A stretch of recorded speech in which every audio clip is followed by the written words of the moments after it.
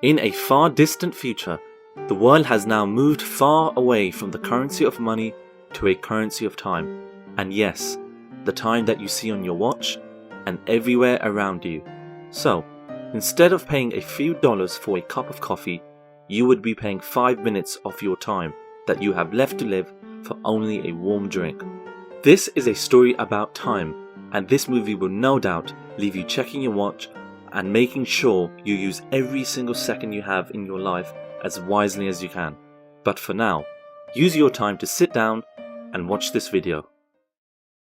In the year 2169, humanity has been genetically engineered to stop aging at the age of 25, and human beings are now born with a digital clock. Each individual bears a year worth of time on their forearm. At the age of 25, the clock begins counting down. When it reaches 0, that person dies. Time has now been turned into the universal currency, giving time for products or services just by body contact and transferring to others using their hands and forearm. A person can no longer die of old age and can only die by timing out, which is basically running out of time, or having one's clock cleaned, which is being murdered by someone else, or simply by being reckless with your life and causing a lethal accident. Now, you will see in this film that the country is divided into time zones based on the wealth of its population. The film focuses on 2 time zones. The first is Dayton, a ghetto zone whose inhabitants barely have a day to live if they don't work in the local factory. It is one of the poorest, with people being indifferent to the timed out bodies on the street. The other zone is New Greenwich, the wealthiest zone where the rich enjoy the benefits of their immortality and wealth. They are constantly surrounded by bodyguards and are very conscious about their actions to prevent their death. The film begins in an area in Dayton where the people struggle to earn their living. There is a boy named Will Salas who is celebrating his mother's 50th birthday. Will lives alone with his mother in a small boarding house. They only have a few days to live, and they have to work as hard as they can every day to increase their time. That day, Will's mother is going to the next district to do her work for 2 days.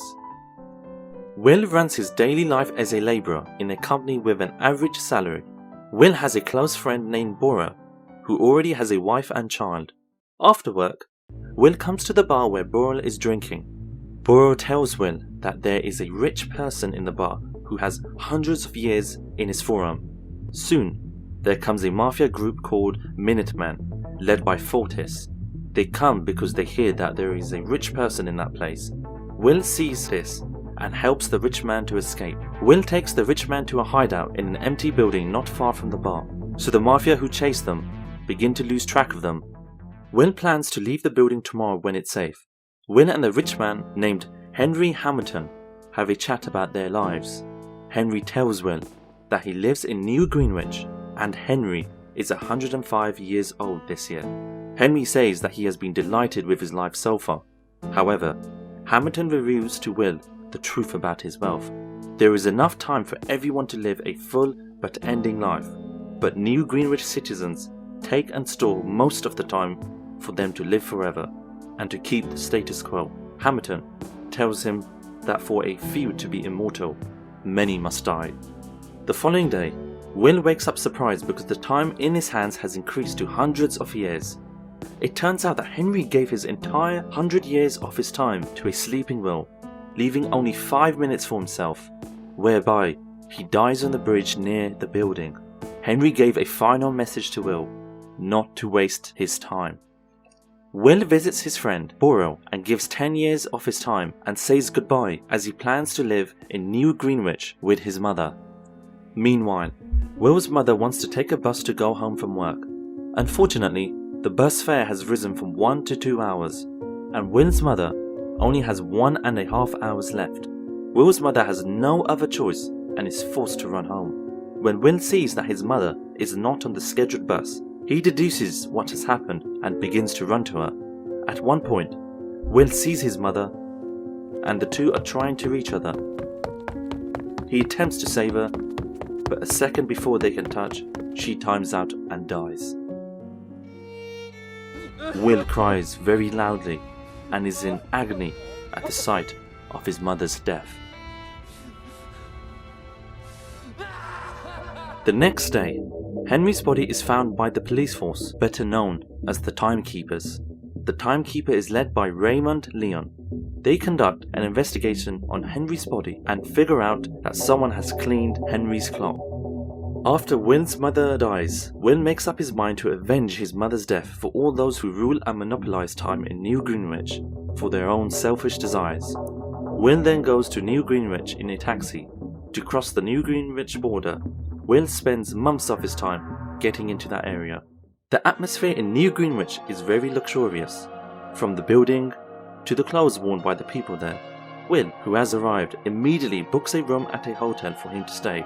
That night, he goes to a casino near the hotel he is staying at. He then chooses to play poker. Will is playing poker at the table with the wealthiest man in New Greenwich named Philip Ways. Philip always has a near 10,000 years on his arm. While playing poker, Will nearly dies by betting all but 30 seconds of his time, but wins back the pot of 1100 years.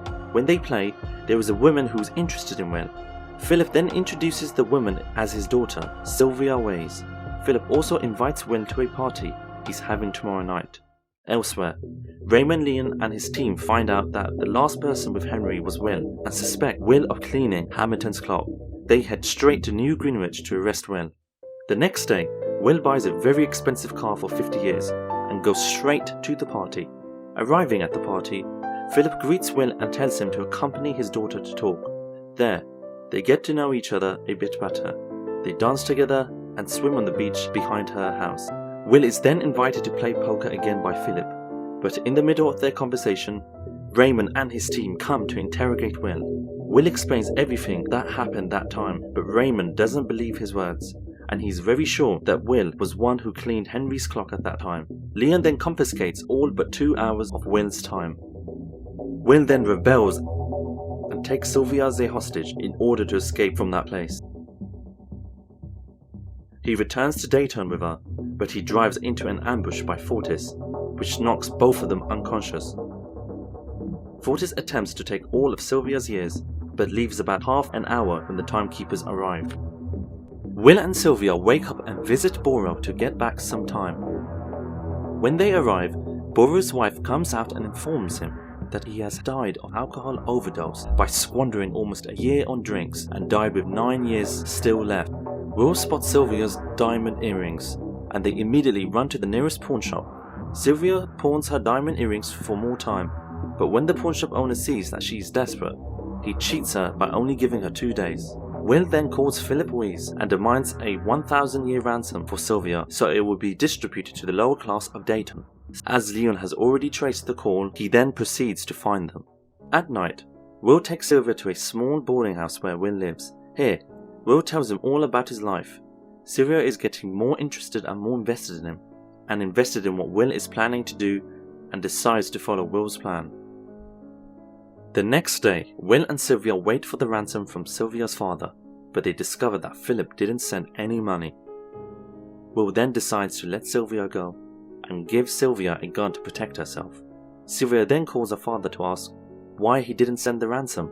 Sylvia, who is on the phone, sees Raymond pointing a gun at Will, and without hesitation, Sylvia immediately fires the gun at Raymond until he falls. They both escape in a hijacked police car. Sylvia will now suffer the same fate as Will for engaging in a crime. Will tells Sylvia that she can walk away from this, but she refuses, saying that her life in New Greenwich had no purpose. Sometime later, Philip's bank in Dayton is hit by a truck, which is driven by Will and Sylvia. They then steal a suitcase full of time capsules and distribute them to surrounding residents. Will also gives a time capsule to Boro's wife. The two of them go around the town distributing time to those in need. That night, when they are chatting together at Will's boarding house, suddenly Raymond and the other timekeepers already know their position and go straight to Will's house to arrest him. Will and Sylvia immediately flee through the window of his room. A chase ensues between Raymond and Will and Sylvia. They easily escape using a bus that happened to pass there. They then look for a hotel to live in. Unfortunately, A resident sees Will and Sylvia and tells the Minutemen their location. Fortis immediately goes straight into the hotel along with his men. Will and Fortis get into a deal to the death involving a time-stealing match. This match is simply like arm wrestling. The hand that is in the upper position will steal the time from the hand below. Fortis is very sure and very confident he will win easily, and the match ensues. At first, Will is losing, but once Will's time starts to run out, he then uses another technique to reverse the situation, and when Fortis is low on time, Will quickly shoots all of his men, and Fortis times out and dies. And yes, John Wick style. When the inflation rate rises after another robbery, the pair realize they would need 1,000,000 years to cause any significant damage to the system. Sylvia suddenly remembers that her father has 1,000,000 years stored in his vault. They then plan to steal the time together. The next day, Sylvia comes to her father's place to surrender. But of course, this is just Sylvia's plan to trick her father. Will, who has disguised as a guard, then points a gun and holds Sylvia's father hostage. They then steal a time capsule with 1,000,000 years stored in it, and immediately head back to Dayton to distribute the time. Raymond hears that Sylvia's father has been robbed and immediately orders his men to block them both, but Raymond's men fail to stop them. When they arrive at Dayton, suddenly their car is hit by Raymond, who has been chasing them all this time. Will manages to pass the capsule to a young girl, who distributes the time among the people.